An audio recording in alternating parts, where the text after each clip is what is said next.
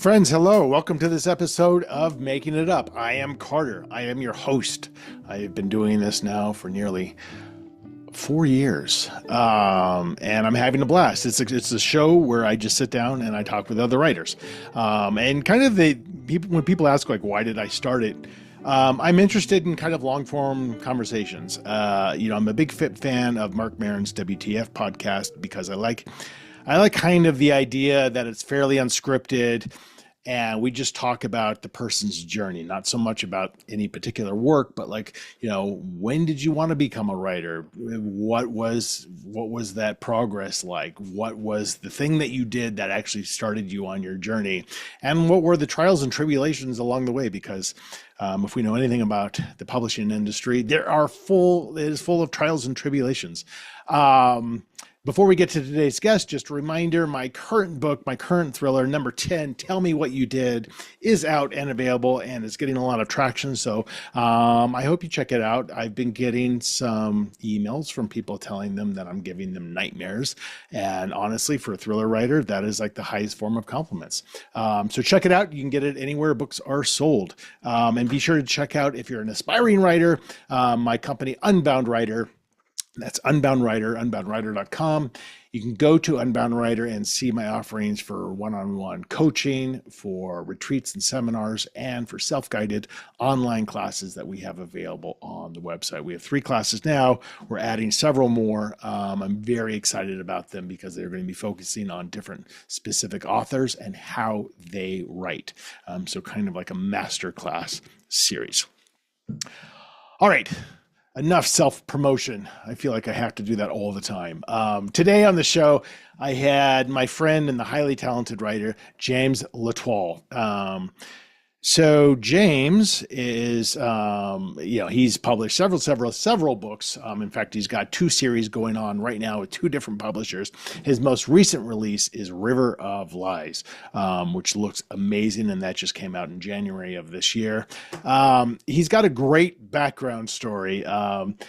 James is somebody who didn't start writing actually until after he retired. He spent 29 years, as he says, in prison, but in actuality in the prison system, meaning as an associate warden of a maximum security prison. He was also a hostage negotiator, which is fucking amazing, and the director of California State's parole system. So obviously heavily law-oriented background, and as he explains it in the show, a big reader and reading crappy books and realizing like I can do this better, and then retiring and trying to see if he actually could do it better, which has led him on his publishing journey. If you're a writer looking for a lot of craft advice about finding agents, or even about imposter syndrome, if you're wondering if you're the only one with imposter syndrome, this is the episode to listen to, because we go deep into those subjects, particularly in terms of imposter syndrome. So hopefully you will find it very heartening. I had a great conversation. I think you're going to like this one, folks. This is my conversation with James Latoile.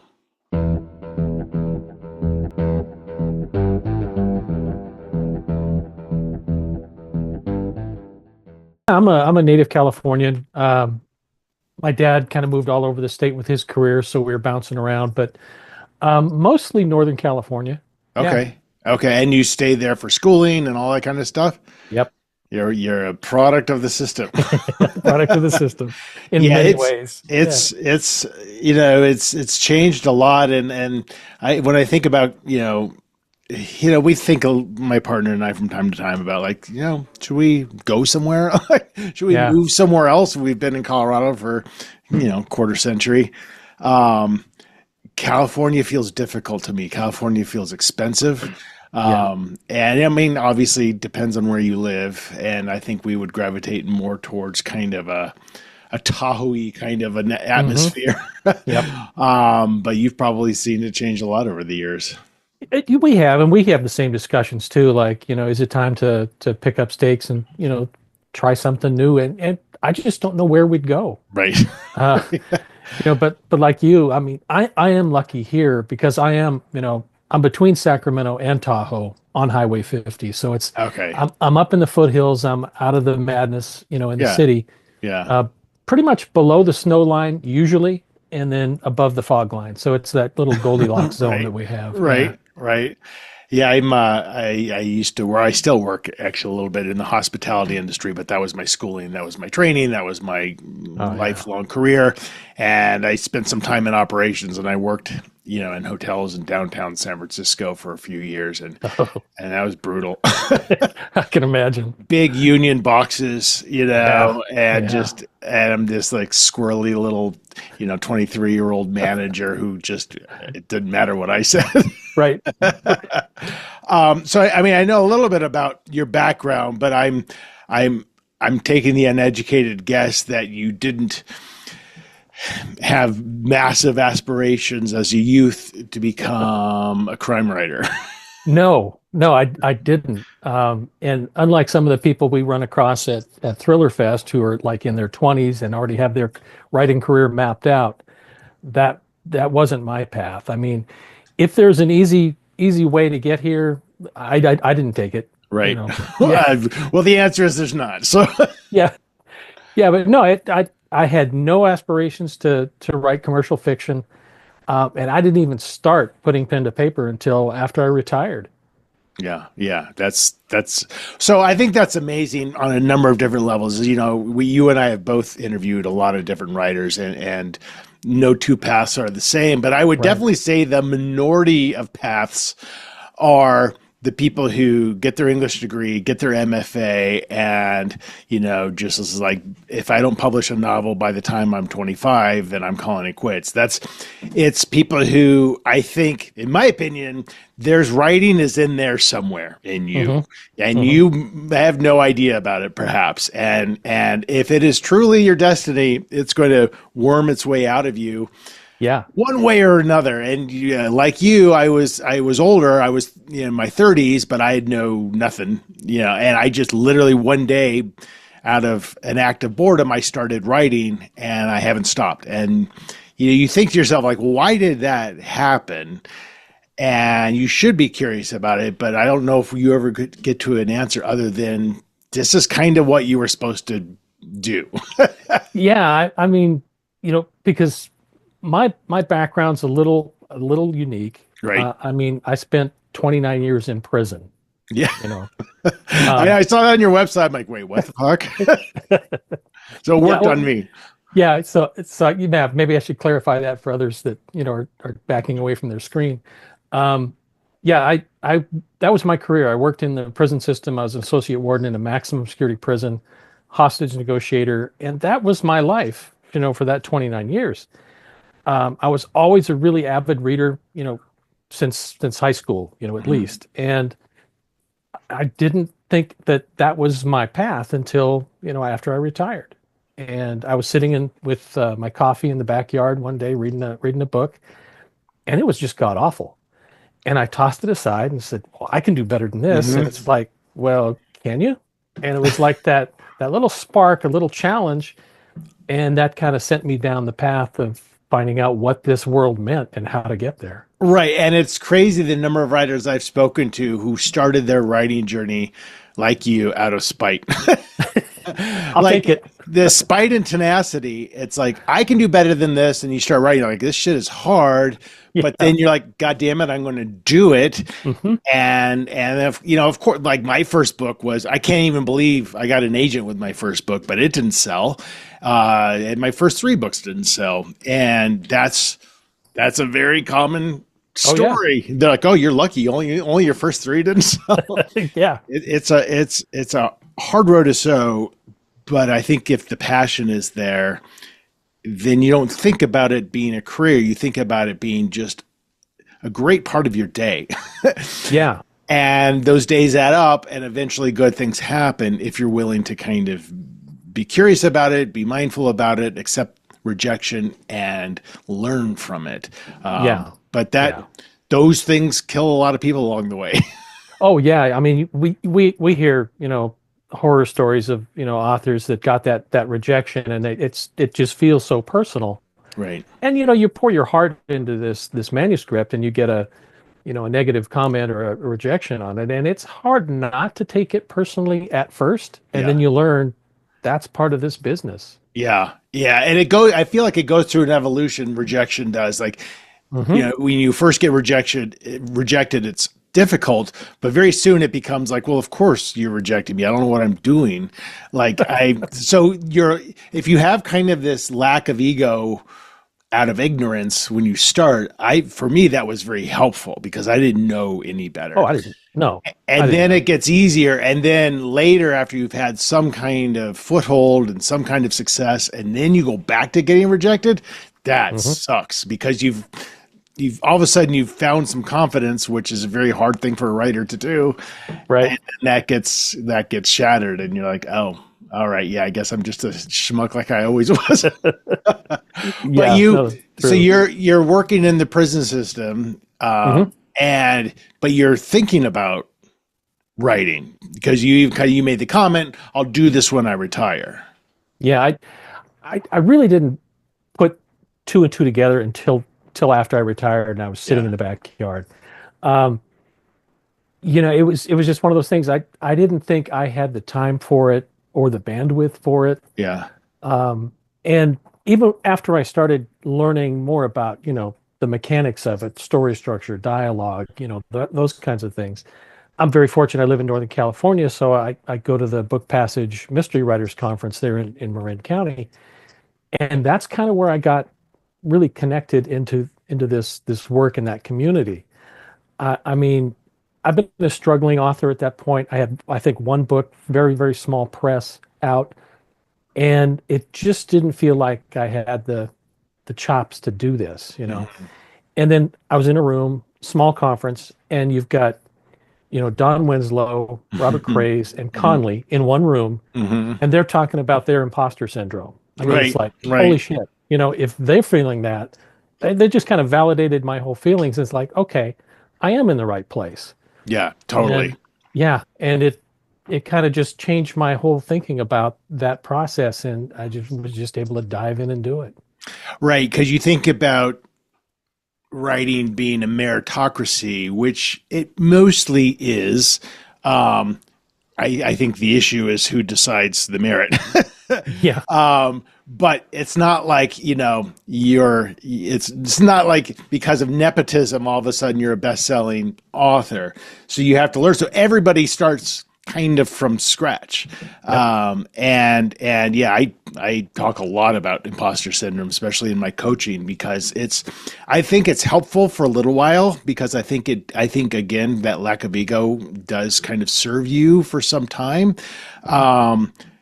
But very soon, I think it's important to say, like, I'm a writer, like literally Yeah. say those words because they're really hard to say, and to just accept the fact that you can always get better, Right.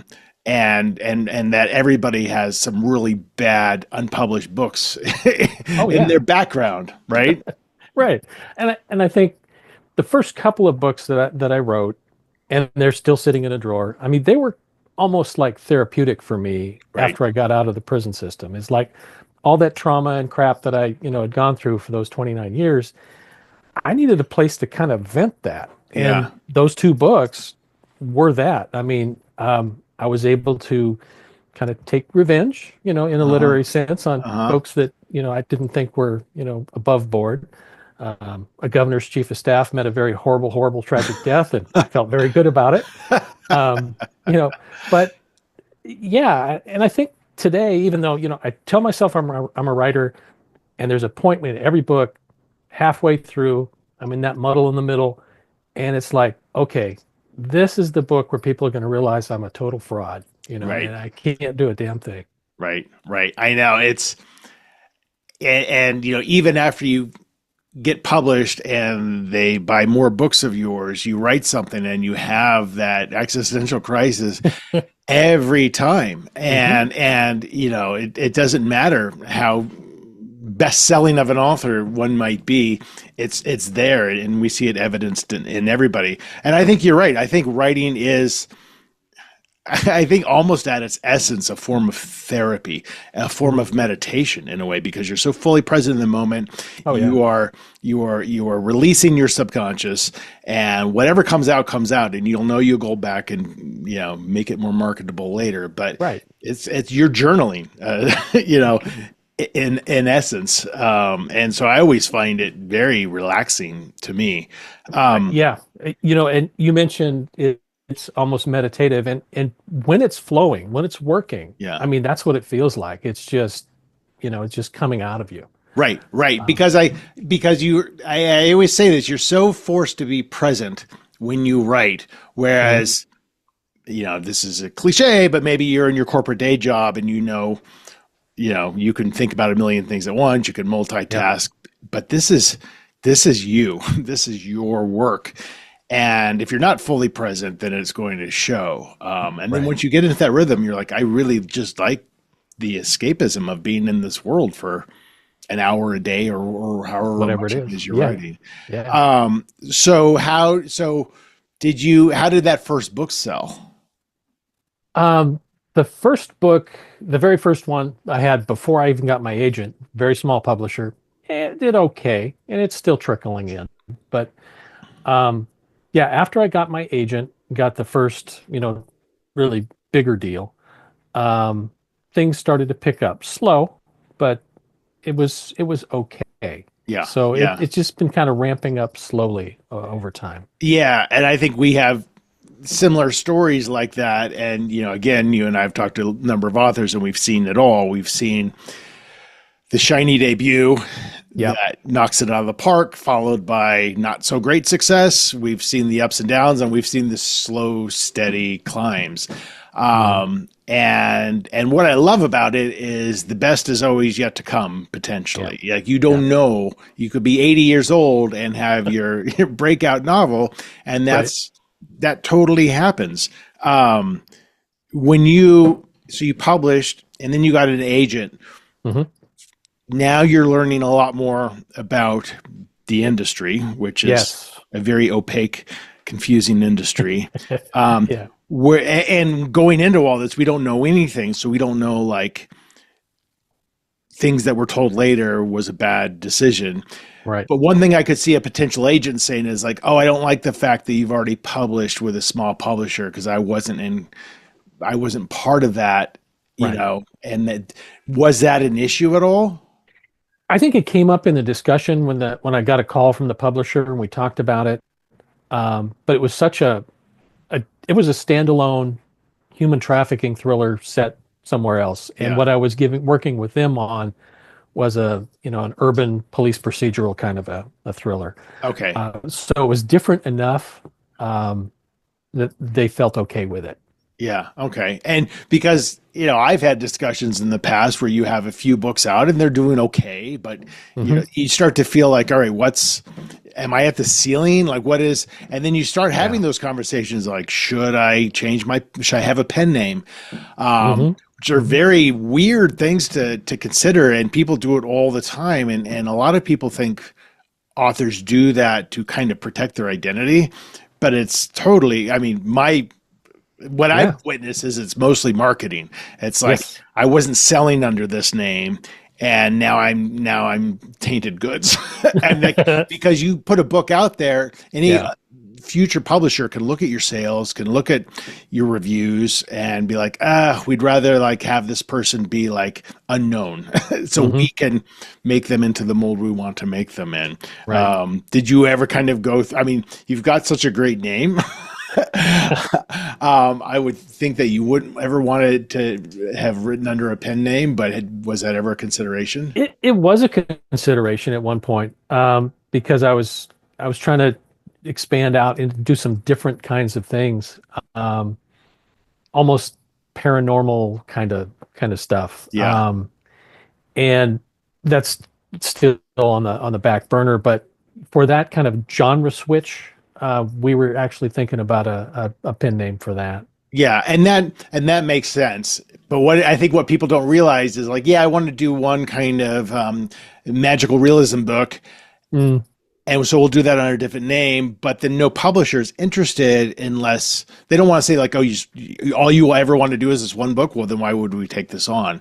So you have Right. to think like that's a whole different career under that different Hmm. name. And so it's a real consideration. And given how hard it is to get published at all, you do Yeah. have to be kind of mindful, which is hopefully what, then the agent is kind of guiding you on that journey. So as you started writing, Hmm. did you totally self-taught? Did you read some books? Did you, take classes? Yeah. I mean, I I knew I didn't know what this whole process was about, how to Right. write commercial fiction. And like I mentioned, I went to the Book Passage Mystery Writers Conference for a couple of years before I published. And, I got kind of the underpinnings of what this was going to look like, what my day was going to look like. And, everything from character to dialogue and, pacing and all those things so I had the tools to do it. But when I sat down to write, it was like I don't have the confidence to do this. Where I'm not these guys that I saw in the conference. They've got 10 books under their belt or more, and here I am, this nobody. Right. But I had to think back on a job that I had early in my career as a probation officer, and I would write pre-sentence reports for the judge and recommend Johnny go off to prison for 15 years. Um, I'd interview the guy in the jail, talk to the detectives, read all the reports, talk to the victims and get their impact statement. And I'd cobble that all together in a narrative for the judge. And it wasn't until after I retired and going through all these classes that I realized that I've been writing crime stories all along. Right. So that was kind of like the one nudge I needed to say, okay, yeah, you can do this. And, it set me down on this dark path that we find ourselves on. Right. Because you can take, it's essentially like taking a police report and adding layers to it, adding descriptions, adding atmosphere, adding Yeah. mood. So it's not so factual, but the factual parts are what's pulling you through the narrative. It's actually interesting, and I'd be curious to hear your take on this as a crime writer and with your background. I have a book called How to Write Violence, and it's written by a guy who was a former prison warden. And to me, it's like a Bible because it's like this is what happens when you get punched in the face, Yeah. because that is like this just it's sacrosanct to me. The idea of being realistic and true to physical violence, like to use it sparingly, but to be true to it and to Mhm. understand the real consequences of violence. And you're not going to run away when somebody shoots you in the kneecap. Right. How do you approach that in your writing when you get to a violent scene, given your background? Yeah, I think it definitely helps. And in spite of my background, I don't write these dark noir prison stories. I Right. mean, I think more than anything else, it's those characters and those voices that I ran across. They never kind of went away. They're still kind of bouncing around up there. And this is a way to get those out. But yeah, I mean, there were situations that, you witness in prison that, thank God nobody else on the outside has to see. But that does give you, a good foundation on what violence looks like, how a stabbing sounds, what it feels like, how slippery it is because blood is, everywhere. Right. That kind of underpinning does help you when you're trying to write, a scene that is really enmeshed in that kind of a world. And you then, I could also see the situation where you are highly true to that in your writing and then almost being pulled back by like an agent or an editor who obviously Yep. doesn't have that background and just Right. saying, maybe we don't want to read this. I know it's accurate, but Yeah. does it have to be so accurate? And not so much on the violence or the choreography of a scene, but I did have an editor with a publisher that I talked about a prison escape, and I had the whole way of doing it, and they just were beyond belief that you could escape from a prison. You can't do that. Right. And they were just Right. certain. So this 20-year-old editor in New York who'd never been outside of Manhattan Right. is is sure that you can't escape from a minimum security prison by just opening a door. Oh, So I minimum had to, security. Yeah, right. yeah. So it's a camp. So basically, I had to create this whole other scheme to make it more, like a puzzle mystery to have this guy get out to get But what she was that's, after. yeah, I mean, I don't know who that is, obviously, but that feels a little bit like ignorant on their part because sometimes I'll go through my copy edits or my original edits with my editor, and there'll Mm, be a note like, could this really happen? Is this real? And if I say, yeah, yeah, I researched this, they'll be like, okay. yeah, But I mean, obviously, they want the reader to be able to not think it's so far fetched that it pulls them out of right. the story. Yeah, you have to at least help them believe, suspend disbelief for that period of time. But yeah, and that was the one instance that came up. Everything else is from that point on has been, like you said, could this really happen, or how does Yeah. this happen? Yeah, So you retire from the prison system, right. you start your writing journey, get Mhm. your agent, and you start having commercial success, which I feel like we've had a very fairly similar path where you're like, yeah, it's great, but when you look at the reality of what that actually means in terms of income or whatever, it's Right. easy to get back to that imposter syndrome. Like, yeah, my book is in the bookstore, but my last royalty check was for $7 or whatever. Yeah. Do you start thinking about, at what point do you shift and really start thinking about this as a career, as, okay, here are my next set of goals. I want to get a different publisher. I want to become a little bit bigger, because I feel like I'm very goal oriented. Yeah. And it's hard to do that when you still don't have the confidence that you're actually a writer. Right. Right. So at what point are you really kind of saying, okay, here's my 5-year plan, or did that ever happen? Yeah, I don't think it was such a formalized plan, but I think I was always trying to look at what's the next, like you said, the next goal, next hurdle that I can get to get these books a little bit more broadly distributed or placed better visibility. A publisher that'll get behind it and push more in terms of marketing and publicity. Just these little tiny steps, and I think I've been chipping away at that. And I don't know if it's been a formalized plan so much as Right. just, I want to get that next step. Right. Yeah. And because we also are very aware that there's so much that is completely out of our control. Yeah. You hear these stories, especially today, about people trying to find agents. And it's Yep. like, what am I going to do this for 5 years just trying to get an agent? And I don't know the answer to that, Well, I mean, you've been at Thriller Fest during Pitch Fest, Yeah. and it's like, the energy in that room is like, oh my God, Yeah. you can feel it. It's People are exhausting. just desperate. They're trying to find a, representation, and man, it's hard. I did mine a little bit differently. I was at a conference, and a small conference in a bookstore, and I listened to a panel of agents, talk about their relationships and how they work and that kind of stuff. And there was one that was like, okay, I kind of like the way she talks about her authors and relationships and how she, moves their career. So I basically stalked her around the bookstore until, she was up against a thing of books, and basically she said, what are you working on? And luckily I had my elevator pitch handy, and I just, blurted it out there, didn't, trip too much. And she said, okay, send it to me.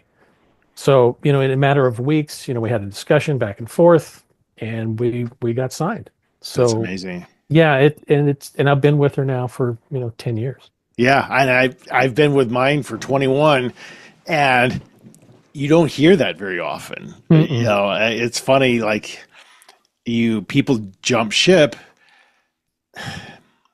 I'm just trying to find the right way to phrase Yeah. this. Well, yeah, I know where you're saying it feels like, okay, it's a business relationship, but it's a little bit deeper than that. It's like any other relationship you have, and there are going to be ups and downs. Right. I mean, we've had disagreements and issues that we can't come to terms with over time, but Right.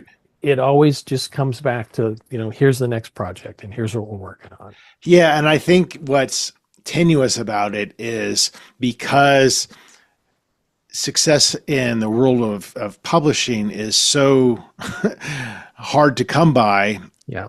And it's easy for somebody to be like, well, I have an agent, but they're not able to sell my book, so it's the agent's fault. Or they're only selling to small publishers. I want a bigger publisher. It's the agent's fault.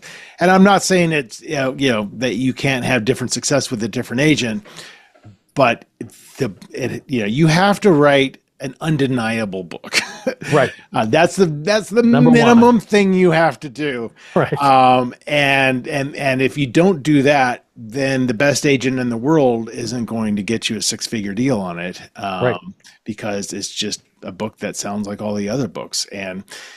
But you can control that part of it. You can control the writing part of it. The problem is we just don't know if it's a good book or not, because we're still these insecure creatures who hate everything at the end of the day. Exactly.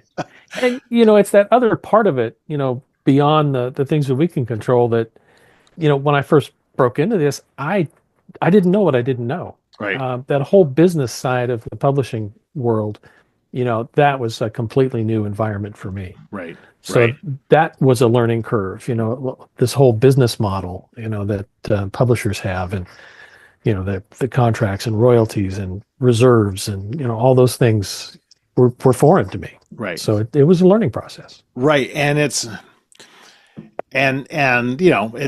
tough. You have to sell a lot of books because you start looking at royalty percentages and things like that. And you're like, okay, in order to make what I was making at my corporate job, I would have to sell more books than probably there are trees on earth. But you start to learn over time, like, okay, there's other ways to make money. Right. First of all, through things like foreign rights, audiobook rights, things like film and TV rights. And then there's things like doing podcasts, even though, I'm sure neither of our podcasts make any money, but it's expanding your name, it's expanding your universe. And so that's leads me to wanting to ask you about your involvement in things like that, and just kind of on, not to be cynical about it, because I'm sure you don't approach doing all the things you do from a pure marketing perspective and getting your name out there, but you do a lot, right? You're heavily involved with conferences and with organizations, and obviously you have authors on the air. Was that all out of like, that sounds cool, or was it like, yeah, that would be good for more people to know my name?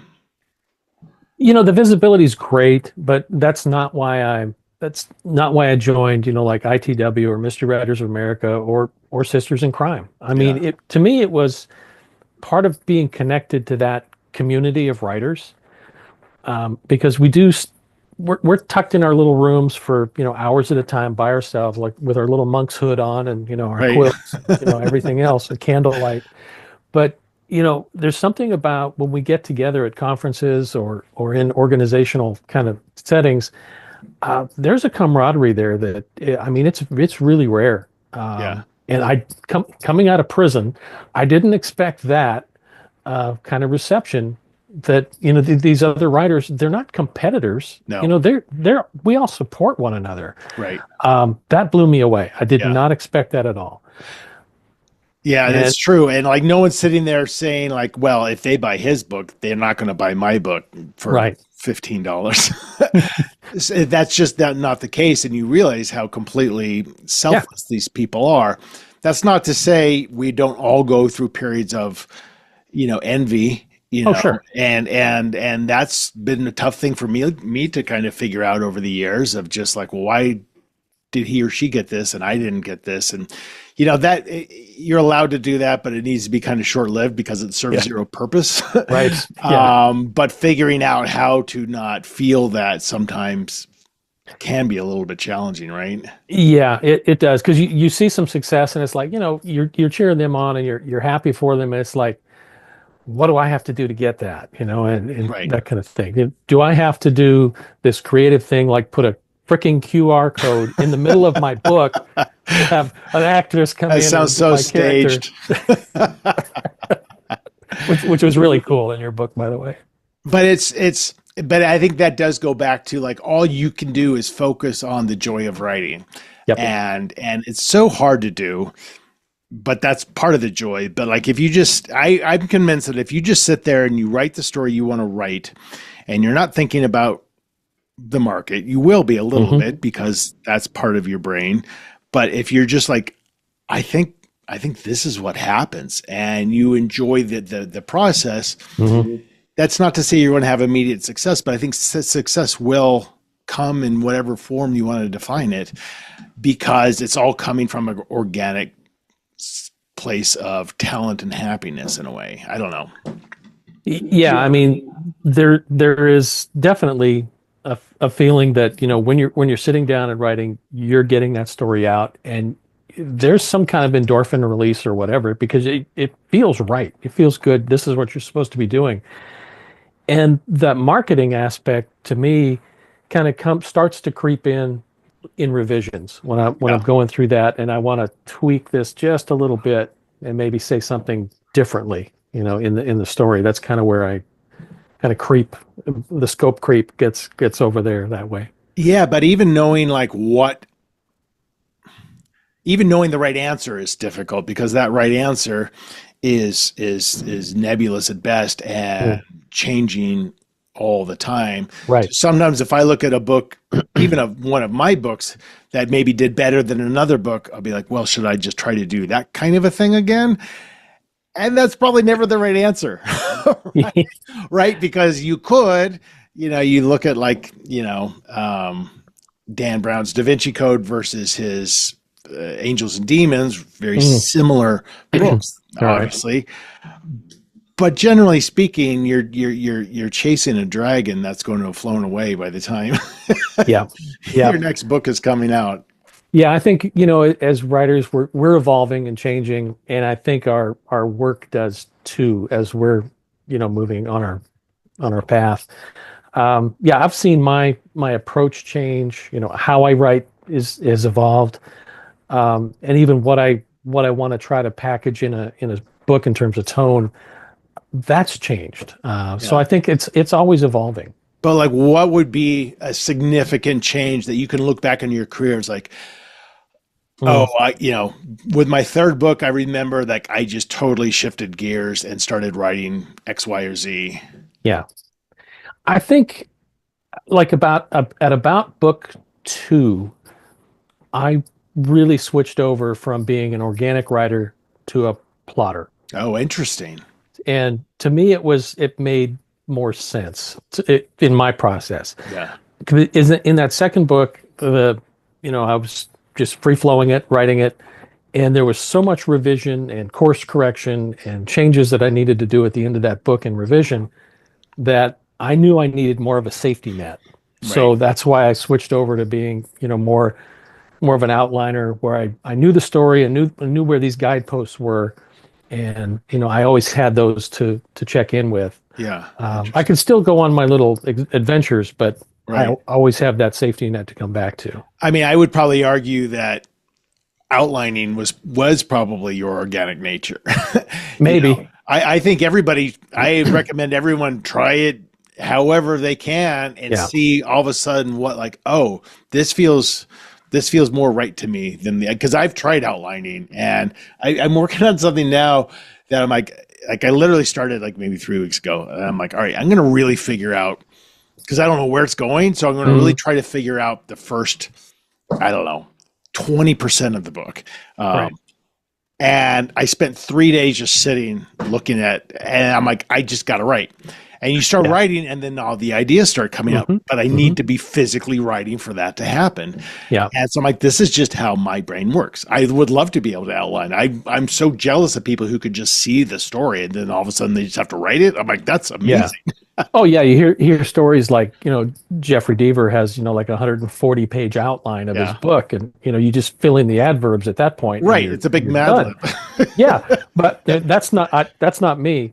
But I do that outline to kind of get me, the guideposts that I need. But, I'm still going to take the little side trips and fill it in. And to me, it doesn't take the fun or the exploration out of it, because as I'm writing, like you said, you're discovering things about your character, and, and those come out, those aren't going to be in the outline so much, but that comes out in your writing. Right. And you're currently with Ocean View, is that right? Ocean View and Level Best. I have two series going. Oh, okay. Now is that a weird thing to have two concurrent publishers? Is there any ever weirdness or friction with that? No, in fact, both been great. Cross promotion and that kind of thing. They're two completely different series. One is set in the desert Southwest, dealing with immigration, border policies, and that kind of stuff. And the other is more of an urban police procedural, kind of a thriller aspect, and different tone, different flavor. And it helps me when I'm writing compartmentalize it that way because they are so different. But then I assume, and I was with Ocean View for several books, and they're amazing. I assume, though, that you're being held to kind of some pretty high expectations in terms of output because, you don't have a publisher who's going to want to wait for 2 years Right. for your next book. But when you have two of those publishers, Yep. you're writing 2 books a year, ostensibly. I don't know.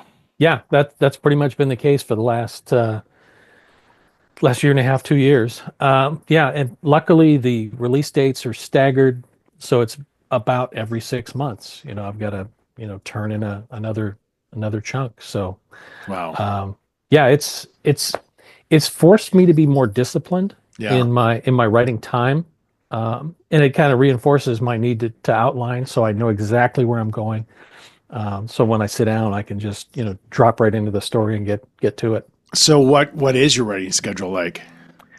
I'm going to blame it on the dogs. They wake me up early because they want fed, but usually by 5 o'clock, I'm sitting behind the keyboard. Oh boy. And I'll write. Hi, one of the dogs heard her name here. Hi, Emma. But yeah, I'm sitting behind the keyboard and I'll write fresh things for about probably 3 hours or so. Wow. And then I'll kind of take a break and then revisions on something else or some of the business aspects or social media or stuff, and then on into the afternoon. So in those 3 hours of pure writing, do you ever have, because this is so different than me, Yeah. do you have literally both books going on at the same time? So after an hour and a half, you shift gears? I haven't had to do that yet, and I hope I don't because That sounds terrible. Yeah, that'd be crushing. Yeah, like this morning, I was in my bubble writing, and I'm writing this character, this scene, this story, and I'm invested in that world. So I don't think I would be comfortable pulling out of that, just hitting return and then, opening up a new document and going somewhere else, because those things spin around in your head, or at least in my head for a while. And after about 3 hours, I'm paced, up there. Yeah. So yeah, I've got to kind of break it. And so far I haven't had to do that. Yeah. But you, I'm sure you are, because even I'll go through this where you're feverishly writing something new. You're in love with it because you're only about a third of the way in and you haven't gotten to the part where you hate yourself yet. And then all of a sudden, here come your editorial notes on your previous book, which is overwhelming to begin with. And then you're like, oh, I got to think about this world. And I kind of don't remember a lot of this world because you kind of do this like almost self-sustaining purge of that after you turn the edits in. Is that a challenge for you to be able to shift? Because it sounds like in the afternoon you go to do edits. Yeah, it's funny you mention that because that very thing happened this week. I'm working on this one project and I got my editorial notes for the book that's coming out in January. And it's like, okay, there's a little shift here. But I was able to do the work in the morning on the new piece and then shift gears and open up, the editorial notes and work on revisions on the other book. That kind of disconnect was okay. I think writing something fresh and then revision to me are like two different muscle groups. Yeah. So I'm able to kind of separate it that way, compartmentalize my life a little bit. Interesting. So how long have you been writing now for? Probably 12 years. Okay. And now looking back on your whole journey, is there one piece of advice that you would give to your naive former self? Yeah, there's so much, so much. I think the biggest piece is, understanding that there is this imposter syndrome that we all go through, but underneath that is just persistence. You Yeah. just put in the time. I Yeah. mean, even those two books that never went anywhere but my desk drawer, they served a purpose. Yeah. You needed those. I needed those just to get that stuff out, but it also helped me realize what this looked like, what it felt like to just sit there and write. Right. Totally. And once you get comfortable with that, I think that's a big piece of the battle is the stick-to-itiveness and just, don't give up. Right. And or be willing to give up, but be willing to understand why. Like, I think a lot of writers get into it without really exploring. And I know I was the same way. So it's easy to say in retrospect, why are you doing this? Like, really, really why? Not just, I want to be an author. Like, what's the why? And I realized early on, I'm like, I just can't picture not doing this. Yeah. And to me, that was like a good enough reason that allowed me to continue through all the slings and arrows that we suffer along the way. But I think if you just like the idea of being a writer, but you really struggle to do it every day, I think you got to explore that. Like, it's okay if this isn't really what you want to do, but you need to explore it because it's not an easy industry for if you're not totally 100% blindly committed to it. Yeah, if you're not committed to it and you're just kind of chipping away at you'll be miserable. Right. You will be miserable. Well, Jim, we're going to wrap up. We're going to do the storytelling part, the making it up part of the show, where I've chosen 3 books pretty much at random. I think these were all actually oddly right next to each other in one of my bookshelves. And I'm going to have you choose one of those books. We're going to choose a random sentence from a random page. I'm going to read that sentence, and that'll be the first sentence in maybe a 2 or 3 minute long short story. So I'll read that sentence. You give me the next sentence or 2 that comes to your mind. I'll do a couple, and then we'll call it a day when it completely goes off the rails, which it assuredly will. No doubt. I've got Jennifer Chase's Count Their Graves. I've got the short stories of F. Scott Fitzgerald. And I hope the author forgives me because I know I'm going to butcher their names. The Whitewashed Tombs by Quartey. Oh yeah, Kwei. Yeah, let's do Kwei's book. Okay. So give me a page between 1 and 300. Oh, 75. Okay. So I'm going to quickly scan page 75. I used to do it where you would actually tell me the number of the sentence, but that turned out to be always such a disaster because I'm like, the sentence just, I don't know what we're going to do with this. Right. All right. So there's a lot of dialogue going on in this page.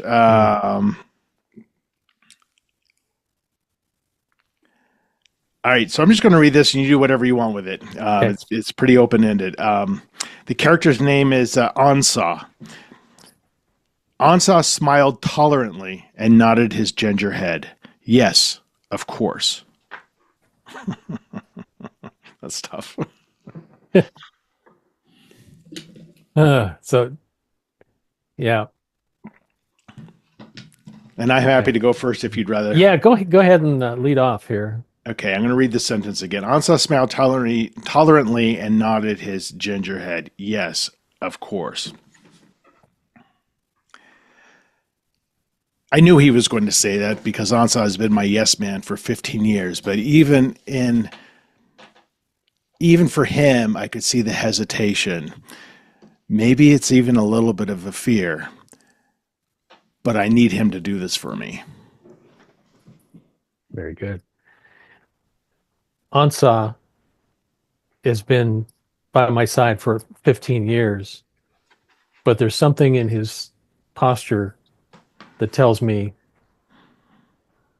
he's keeping something from me.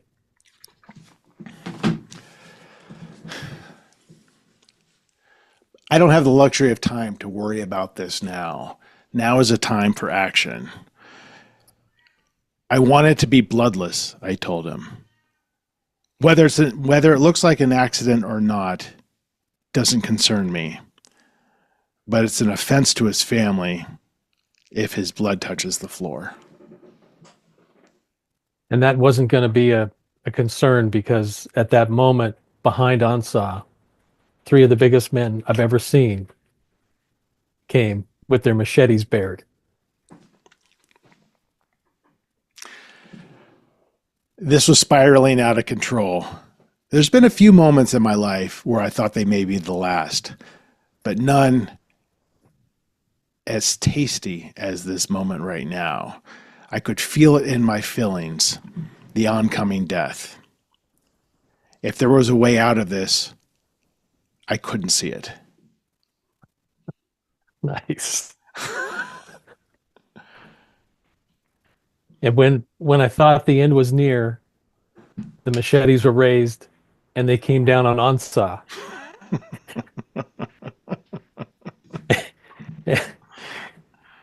And the largest of the machete wielding maniacs said I was next. I think we call it there. We got to leave them hanging in suspense right there. Wow. I don't know. So I've done this probably almost 200 times. I don't know if we've ever had machetes before. So congratulations on that. Well, you're welcome. Thank you very much. I aim to please. Well, Jim, what a pleasure it was talking to you yesterday and today. And of course, congratulations on your recent release of River of Lies. It looks amazing. And I will assuredly see you a little bit later at Thriller Fest. Looking forward to it. Then thanks for having me on. Carter. Thanks for your time, brother. Take care. Take care. You too. Bye. Bye.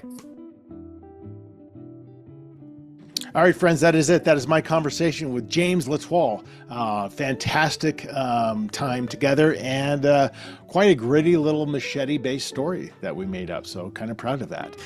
His new book, as a reminder, is River of Lies. Just came out in January of this year. I highly recommend you check that out. And to learn anything and everything you ever wanted to know about James, go to his website at jameslatoile.com.